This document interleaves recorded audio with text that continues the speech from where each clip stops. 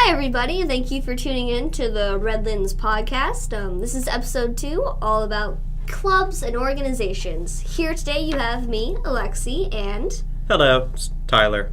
And then later on today we will have the Professor Taylor to talk about his specific club or organization.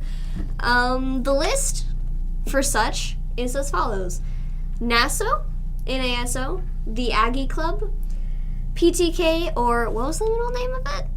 PTK, NASNTI. I'm sorry guys, I'm bad at words. PKT, NASNTI STEM, Athletics, Fitness for Life, Trio, Ames, Academic Team, Dungeons and Dragons, Podcast, Library Club, Goals, Honors, NASA, Trio, Veterans Upward Bound, Student Nursing Association, and Mu Alpha Theta.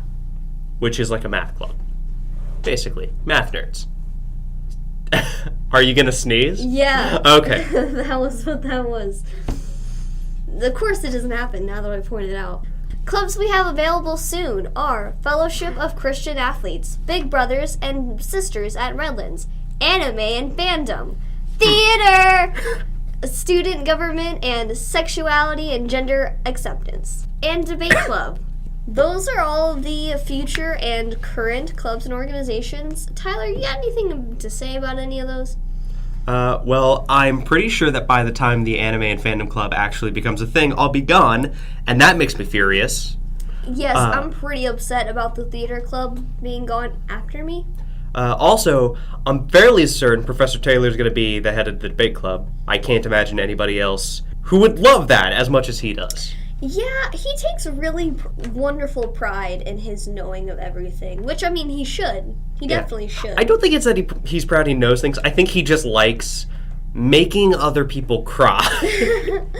A little bit. Okay, maybe. I personally am a part of 2 of these clubs. I've been asked to join the Dungeons and Dragons club, but girls gotta work, and that takes a lot of my time. So I don't really have time for Dungeons and Dragons on top of everything else that I do. But podcast, as we're on right now, hi guys. It's not really a club, more of just a... I mean, you get a credit for it. Yeah. So, I mean, it works out in your favor. You could. Yeah, and academic team. Part of the academic team. That also works out in my favor. Free books, y'all. I'm in a constant state of forgetting that you're actually in the academic team. Yeah, you forget that I'm smart. Which is funny, because I'm really not. I'm basically just their, secretary? I was on it for 1 semester. I sucked. I answered 1 question correctly. I answer, joke questions. Like, the other day, they had one, I forgot what the actual question was, but I know I answered it, and the answer was Weird Al. I was really proud of myself for that. Well, Weird Al is the man. He's the man. Yo. And he's still making music. Yeah, things from, the 80s and 90s are popping up every which way, and I'm not mad about that whatsoever. I love 80s stuff. Mm-hmm. The neon lights and fog machines. In my personal opinion, there's too many athletics. Speaking as a person who can't even touch their toes, it's, yeah. Too many. Too much activity going on over here. I joined the football team for 3 days in high school. 3 whole days? Yeah. And I guess they were incapable of seeing how obviously bad I must be at sports, given my twig-like arms and legs. Hey, that's stereotyping. I could barely lift the helmet with my scrawny neck. Really? I mean, I've only been in ballet, so, I don't know about heavy stuff, but it doesn't seem that bad. It's more the burning humiliation of knowing how pathetic you look that makes it worse. Yeah, I quit after 3 days. I'm like, Dad, this is going to kill me. He's like, no, you can't quit. I'm like, Dad, I'm going to die. Synchronization. And he's like, okay, you can quit. So I'm not a big fan of sport ball. Yeah, neither am I, but I mean, I gotta appreciate them for getting people healthy and active. I mean, I know I poo on it a lot, the idea of actually doing anything, but with a constant state of obesity in our great nation, yeah, go sports, in that opinion. There are plenty of smarts clubs that I like, you know. a math club honors for NASA guys. NASA. I'm pretty sure I knew somebody who was in that. But yeah, I do too. He's part of the academic team as well. Of course, it's always people on the academic team. Yeah, you wouldn't expect us to be like all over the place, but we are. We are. Pretty sure Trio Ames is some sort of smart club. I'm actually not entirely sure. Neither am I. It's either an acronym for something smarty pants like or like archery. Because it's called Ames. Yeah. Yeah. Fantastic work. Mm-hmm. Well, we can ask Professor Taylor about that when he gets in here later. He'll be able to explain more about the clubs. He's going to join us in later. He's currently in class molding the minds of children. Or teaching them to be cynical and hate the world around them. No, never trust anything you see. Probably showing them a video of that judge who got into a fight with one of the attorneys. Mm-hmm. It's a really smart idea that they have a student nursing association, considering like a good half of the people here are going for nursing.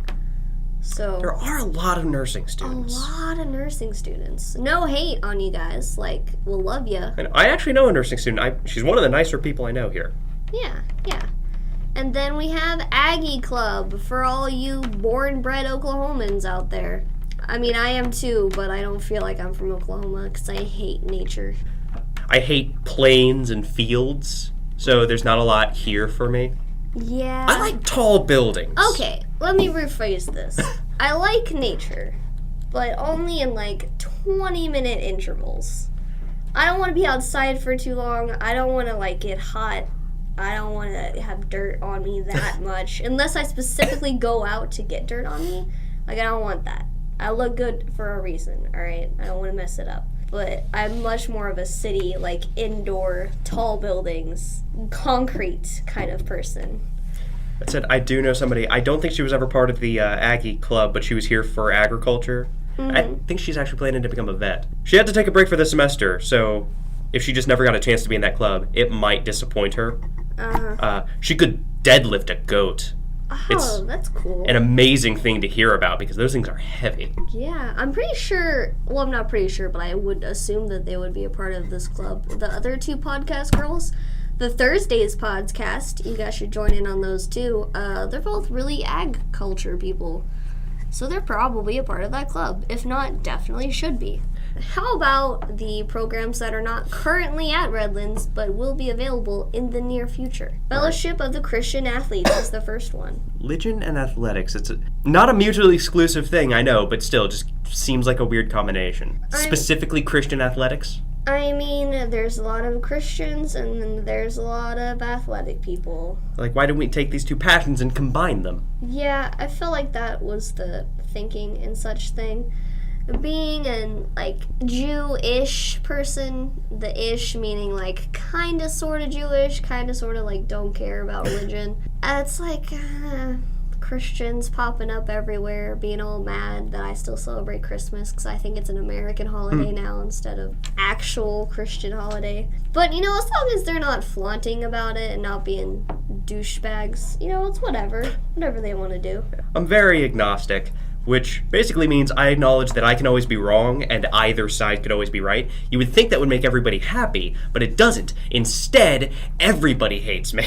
I don't really care, bro. You're talking to somebody who doesn't care about religion. Exactly. The only people who don't hate me are other agnostics. I've met 3 my entire life. Yeah. Just you, Dustin, and this person I used to work with. Oh. Other than that, it's all people who are one side or the other, and all of them can... The one thing they can agree on is that they hate me. Is that you specifically are wrong. Yeah. Christians are like, no, you have to give everything to God and you have to believe fully. And I'm like, but I can't. And then atheists are like, no, you're acknowledging that can happen and it's not. It's fairy magic. I'm like, but what if it's not? That is kind of funny. Some people are like that. You know, there are extremes of everything. Even the good things, you know. People like to ruin things. The Big Brothers, Big Sisters at Redlands. How about that one?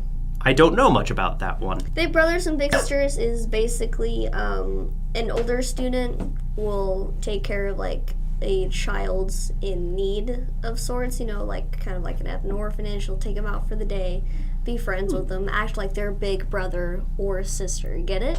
Okay. Yeah. So, probably for something they won't want us to aim for, like Hutch in the Starsky and Hutch movie. I only mentioned it because I watched Starsky and Hutch yesterday. Oh, that's fine. Yeah. That's fine. The next one is Anime and Fandom Club. I think you have a lot to say about this one particularly.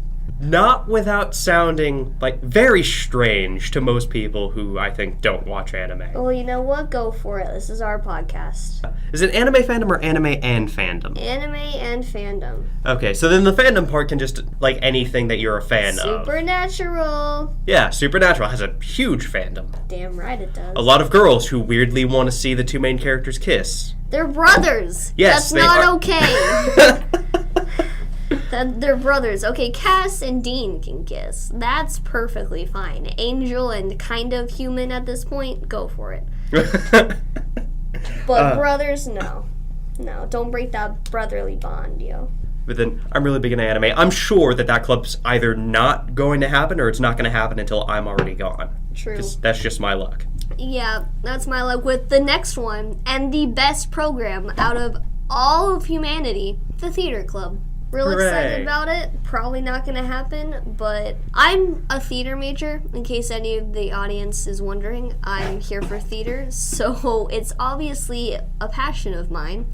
I really wish it would have been here when I was The here. entire time? Since day one, I would have immediately been like, I'm in now. I Like, don't guys, have to sign here, we can throw so many plays. I'll pay for all of them. Yes, I will be every character. I'll pick up extra shifts. I'll pay any amount of money for this to be a I will thing. give my life for you, sir. Yes, definitely. I study in the theater room a lot because it's quiet and nobody's ever there. Next one is student government. Sounds boring. I don't know. I mean, it does to me personally, but people who are really interested in government, cough, cough, Taylor. Yeah, I have a feeling he's going to have a big hand in that as well. He's probably going to be a part of a lot of it, considering the lovely Miss Rain is in charge of all of the clubs and organizations now. Yeah, she was real mad at us, guys, because we didn't put her on this podcast, and we put her on the last podcast. But, hey, Dee, how are you, Professor Rain? Hello. Awkwardness. Okay, student government. Yeah, it sounds a little boring personally to me. But if you're yeah. if you're into how governments and stuff work and how processes work. Talking to other people about it would probably help you out, because I can't imagine just naturally on your own that you find a lot of really into government people. So that's a good way to bring a little section of society together, I feel. Was there one more? There are two more. There's the sexuality and gender acceptance, and then the debate club. We'll talk about sexuality and gender acceptance. Oh, and it's called Saga. It's a weirdly cool name for that club. Yeah, I like it.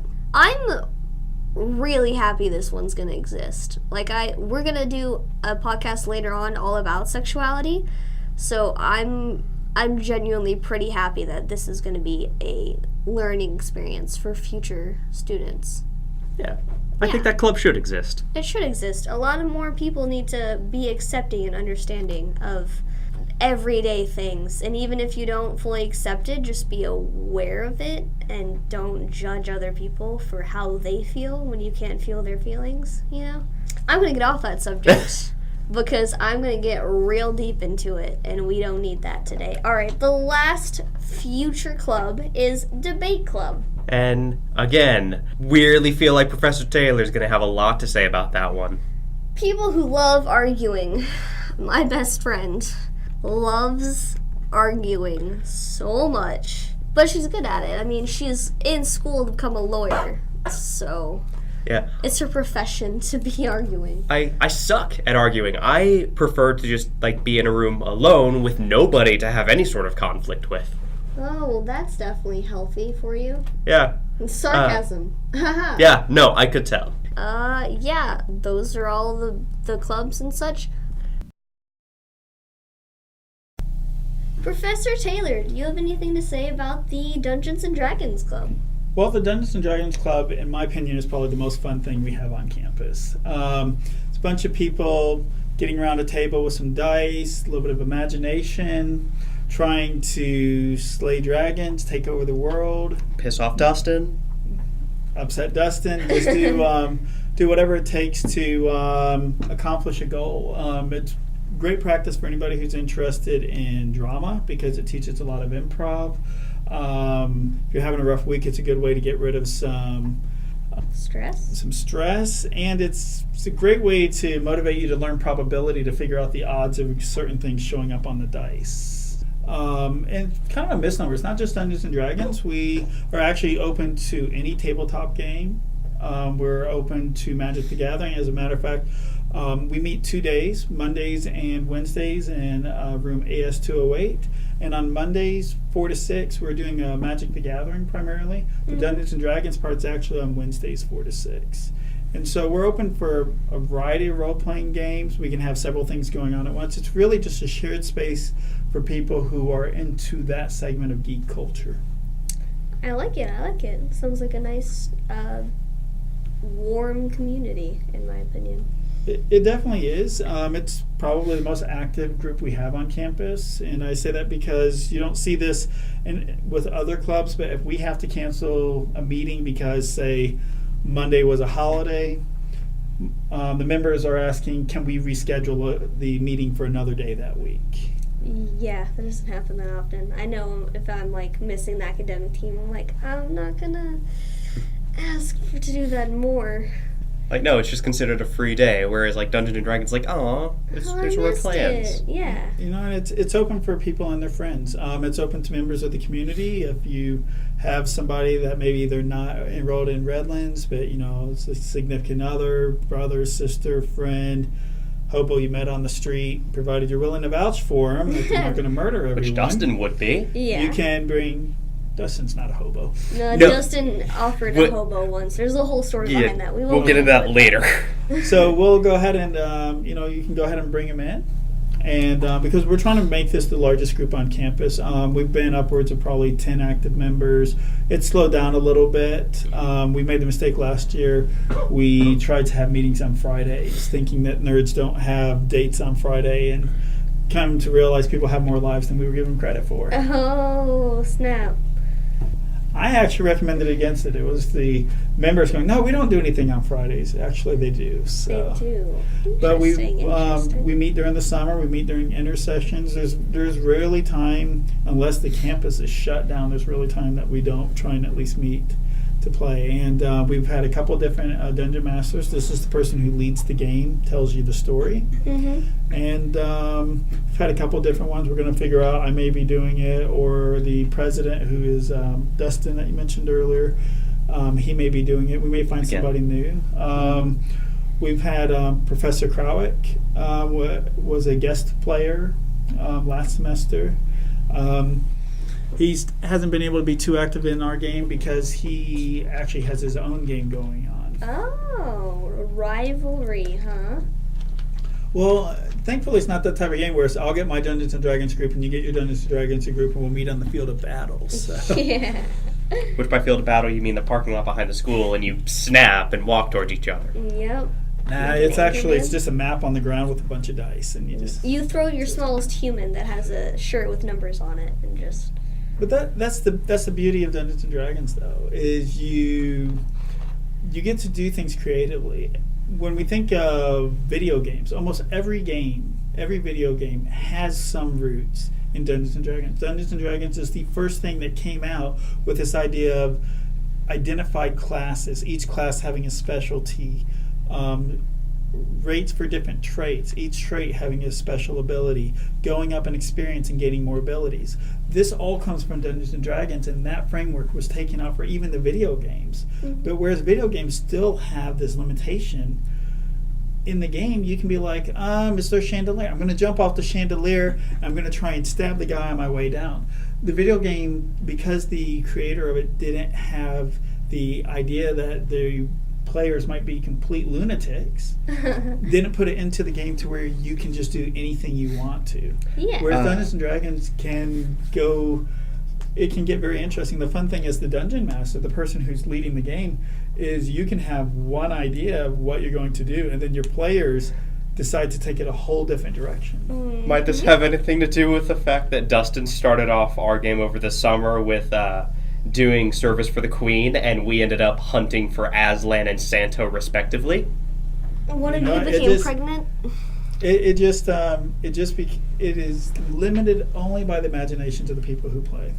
And again, if you're into drama, if you're into different organizations, if you're into different things, comedy, improvisation, strategy, there's so much that goes into this. And some players, they do it just to relax. Some players do it very serious. They have min-max their character to where it's the most unstoppable character. That's usually mine.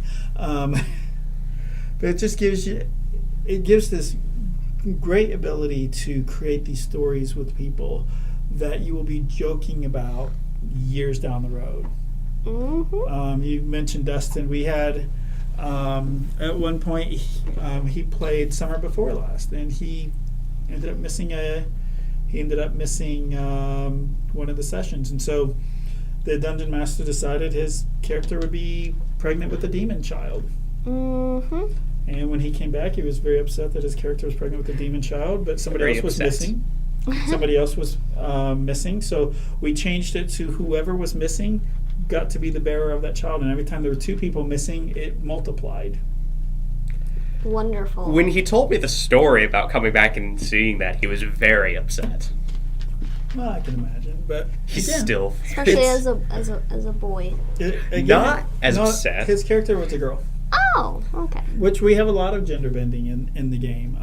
It's actually, and this in no way relates to Dustin, but it's actually, Dungeons & Dragons is very open to the GLBTQ community. And so it gives a lot of times people will play a different gender because that's how they identify, or they may play a gay character because that's how they identify. But it's very open to allowing people to express themselves in ways that they're unable to.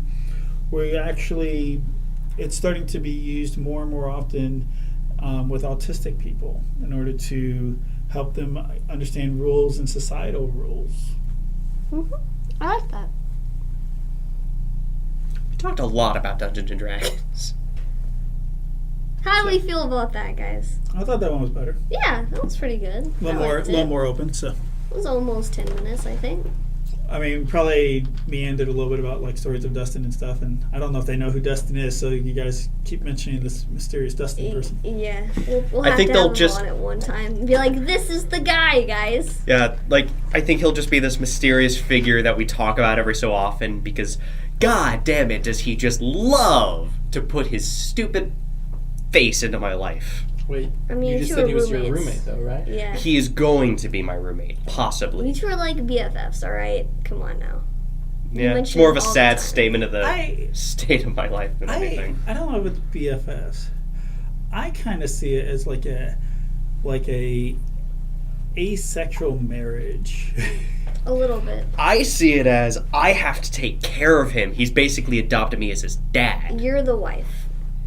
No, more of his dad. I'm still waiting for him to ask me to drive him to the fucking dentist. Thank you guys for listening and joining us here today with the Redlands Community Podcast. And listen in next time. Bye, guys. Goodbye.